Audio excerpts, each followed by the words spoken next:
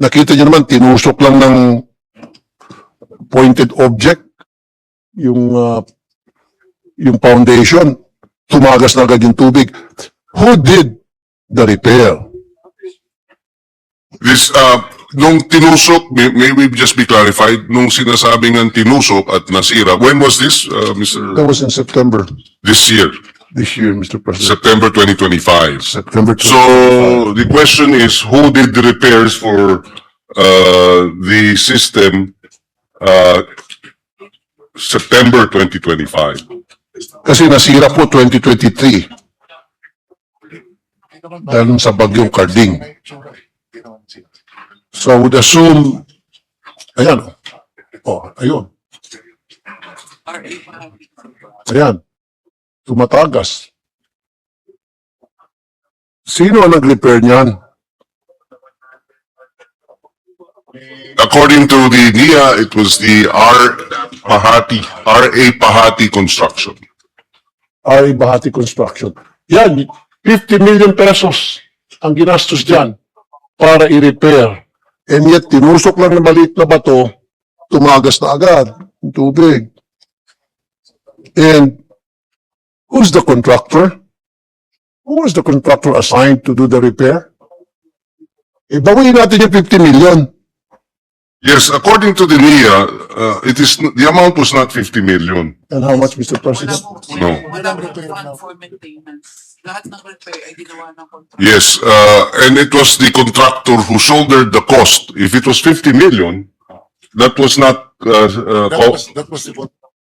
was the contract amount in 2015, but that was not the amount used for the repairs, which, number one, was, ang gumastos nun ay yung contractor under the contract. And number two, hindi 50 million ang naging halaga. Baka mas mababa. Mas mababa. Okay, regardless, Mr. President, kung mas mababa, kasi yung sinabi ng mga farmers na nakausap namin. Pero di ba, pagkagawa ka na rin lang ng repair, make sure na maayos naman. Hindi naman ganon. Di ba? Ni-repair mo dahil na bagyo, and then isang pukpok lang ng bato, tanggal na agad yun. Yan, palitado yun, no? Oh. And then tubig tumagas. Kaya I doubt, yung pupuntahan natin next week, ganun din siguro mangyari. Pupukpukin lang natin yun, titibak yun, yan, pinalitada, and then pininturahan lang. Siguro ginamitan pa ng papel dilia o kung anong man tawag pang pakinis para maging makinis tingnan. Kaya nga, malayo ang kuha, hindi close up. Ayan, close up yan.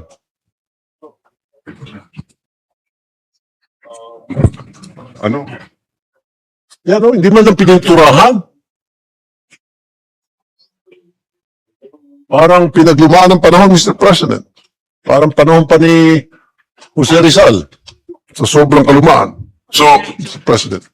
Mr. President, according to the NIA, they are sure that this is no longer the case after the repairs. Yes. So, well, and if I may suggest, precisely because of this, that they have agreed to do the ocular next week, Mr. President. Yeah, so ang kinuwang contractor para mag-repair after kasi pumunta kami September. So nirepair niyo siguro ito, nalaman niyo na pumuntang staff ko, nagpadala siguro kayo ng tao, kailan? Kasi September, when Hindi siguro madaling gawin ng mabilisan yun dahil ang according to the NIA, nalagay na yung steel encasement, hindi na ganito. But that was only September 2025. September, October, November. It was only Yes, and that's why I think, Mr. President, to clarify the issue, the ocular would be the best way Exactly. forward. Okay. Because they're saying na meron ng metal encasement, hindi na ganyan. Metal. Tama? Sa ilan, sa metal. Meron sa ilalim, hindi sa tabi. Okay. Sige, titingnan natin. Kasi September namin in-inspect yan at sabi ng mga farmers, wala raw sila nakita. Let's see. Now, ang kinuha niyong contractor para, Mr. President, mag-repair this time around ay R.A. Pahati, tama ba? That is correct. He is the contractor that completed the project, won the bid, completed the project in 2014. 2015, sorry. No, Yeah. he won the project. He won the project. Oh, okay. Pahati. And then he repaired it. Aha. He repaired. Okay. Ano yan? AAA contractor, ano? Baka quadruple A pa siguro yan. Yes, AAA contract. Wow. AAA pala. Mhm. Ano pa? AAA tapos siguro gold medalist pa siguro sa pagdating sa mga pagiging contractor. The reason why I'm saying this, naging sarcastic na naman ako. Alam niyo ba na ito ay kasama sa sinasabi na ngayon sa Blue Ribbon? Dahil sa flood control projects nila na questionable. Kasama to. R.A. Pahati. That is correct. According to the NIA, they may have been involved in the flood control scandal today, but the project was, But not yesterday. I mean, nowadays. But the Pahati project was completed in 2015. So that was 10 years ago. Okay, Mr. President. AAA, sige. Well, anyway, we'll wait na lang pagdating sa Blue Ribbon, pag tawag siya, yung sa subpoena, yung sagot niya. But again, bago sa aking pangatlong question, Mr. President, ayusin naman trabaho niyo dyan sa NIA. Alam niyo naman na binabagyo palagi ang bansa natin. All year round, pumapasok yung bagyo sa atin. Dapat, anticipated yun na yan, na may darating na bagyo, let's say signal number 3, signal number 4, gawa kayo ng structure, dam, na it can withstand even signal number 5 typhoon. Na parang di na masira kasi sa ngayon, Mr. President, Mr. Sponsor, every single year, lahat ng mga irrigation project ng NIA nasisira tuwing may bagyo. Yes, Mr. Chairman, Mr. President, according to the DIA, the design standards are clear that it has to withstand signal number 4. So they do designs to ensure that it would withstand the strongest typhoons. Now, so that is one area. Now, obviously, they need to ensure that these contractors comply with the standards. And they are saying that the specifications of these, all these NIA projects have to be complied with before any acceptance is made. Number one, we will repeat that. And two, that the Irrigators Association will have to accept. There is an acceptance. Unlike in the flood control projects na kahit na yung local government hindi alam na may proyekto pala sa kanila, dito maliwanag, alam ng Irrigators Association may proyekto at hindi lang nila alam. Kailangan pa nilang tanggapin. At kasama sila sa At kasama sila sa pagtitistigo, sa pagpirma ng kontrata. Okay, Mr. President, So this is a safeguard. exactly. Sino nagsicertify, dapat independent body, na ma-ensure na yung isang proyekto ng irrigation ng NIA, kung sino man contractor gumawa noon, it can withstand signal number 4. In this case, sa Bulao, sa Bulo, sabi nyo, somebody certified or some people certified na it is strong enough to withstand a signal number 4 typhoon. Who did the certification? Sino-sino mo to? I need the names of these people. Yes, apart from an inventory team that is Kasi internal. makasiguro ako, Mr. President. Kasi, sa lugar na yan, yung mga kubo-kubo nga, hindi nilipad eh. Yung mga bahay ng mga farmers na simple mga hollow blocks lang, hindi nagiba. Samantalang yan, butas-butas na agad. Pumunta tayo doon, yung mga bahay ng mga farmers, na gawa ng mga hollow blocks, yero, hindi nagiba.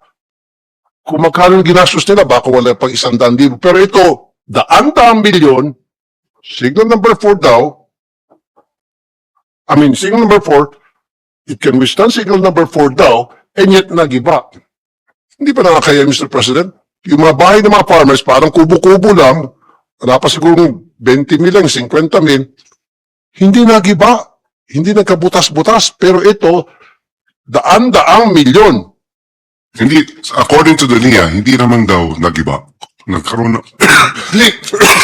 nagkaroon ng mga leaks. Leak. Nagtuklap-tuklap. Why? Yun nga lang po. Ibig sabihin yan, substandard. At yung mga nag-inspect, kaya Mr. President, I need the names of those people or group of, who are those people na nag-certify kung sinong grupo yun na sinasabing certified na this can withstand a signal number 4 weather condition. We will include that in the submissions of the supporting documents, Mr. President, and they will identify it as such. Now, irrigation delivery and funding needs itong pag-usapan natin. The project was meant to irrigate 570 hectares, excuse me, for 500 farmers. Tama? Am I correct? You follow me so far? Is that correct? Can you answer, please? Sorry, Mr. President.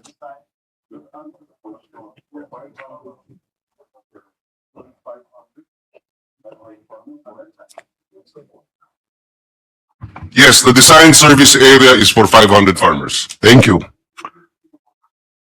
Yeah, makinig kasi kayo, wag mo na magchismisan. Nakikita ko, nagchichismisan, nagbubulok, nakangiti pa si administrator ninyo. Wag, seryoso to. Now,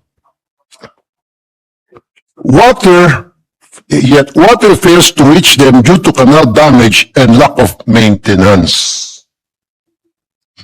Is that correct? How many hectares are currently receiving actual irrigation? Give me a report. Kasi iba ang sinasabi ng mga magsasaka on the ground na nakausap namin.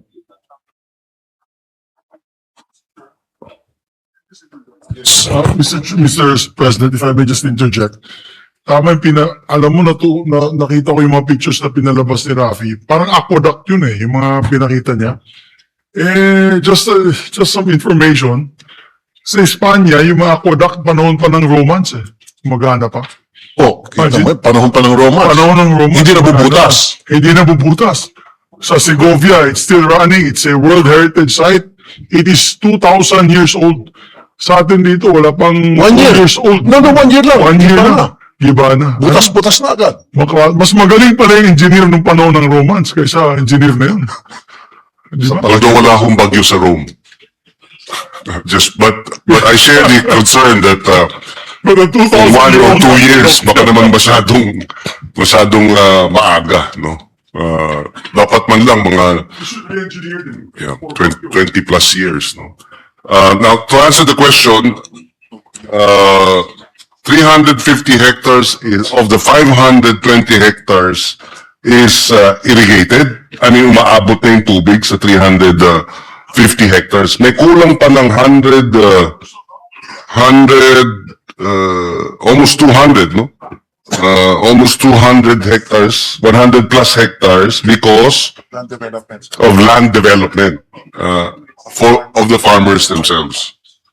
So pagka na-develop ng farmers yung kanilang mga lupa, tsaka ngayon maaabot ng mga 100%.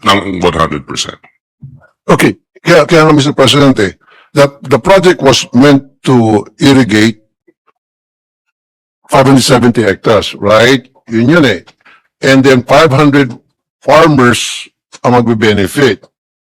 Now, you came up with this figure because you did survey sa mga farmers.